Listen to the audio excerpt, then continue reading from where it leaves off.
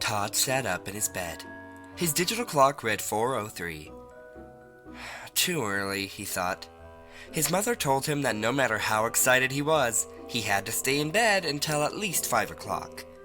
With a sigh, he flopped back onto the twin mattress and pulled the warm down comforter back over his face. But he knew that sleep wouldn't come. He was way too excited. After all, it was Christmas Eve. Ever since the first snow began to fall, his excitement for the upcoming holiday became nearly palpable. The days seemed to drag on, each one longer than the next as he counted down to the holiday. And now, the day was here. It was almost time. He rolled over again to steal a glance at his clock. 4:05. He had to find a way to make the time pass faster. He started counting. Not counting anything in particular, just running the numbers up in his mind. It was a concentration tool that he had learned, and he found that it helped him pass the time during class when he was bored. He began counting. 1, 2, 3, 4, 5, 6. He sat up with a gasp. He had fallen asleep. The cold morning light illuminated his room. With one motion, he jumped out of bed and looked at his clock. 7:43? How did this happen? He shoved his feet into his dog-faced slippers and bolted down the stairs. Good morning, sleepyhead, Todd's mom smiled. I thought you were going to miss the big day. The smell of cinnamon French toast permeated the kitchen.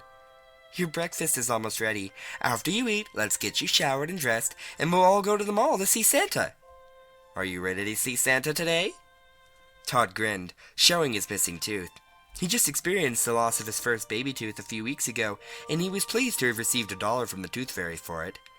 Not that he believed in something as silly as a tooth fairy. Of course I'm ready! I've been waiting for this forever!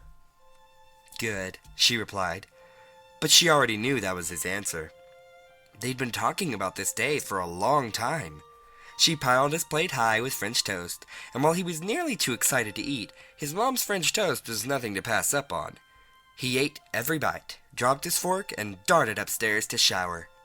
As he dried himself off, he carefully examined the outfit that his mom had picked out for him for the occasion. A thick red sweater with reindeer appliques, brown cords, warm socks, and a pair of boots. He nodded in approval at her choices and quickly dressed himself. Within minutes, he was downstairs, and his mom helped him finish getting ready. 30 minutes later, they were in the car on the way to the mall. It was almost time to see Santa. As the moment drew closer, his mood grew solemn.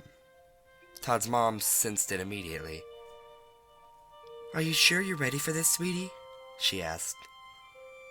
Yes, he replied, somberly. She pulled their red Corolla up to the front entrance of the mall and looked her son over. She opened his coat one last time to double-check the explosives he wore strapped beneath his sweater. They were ready, and this was it.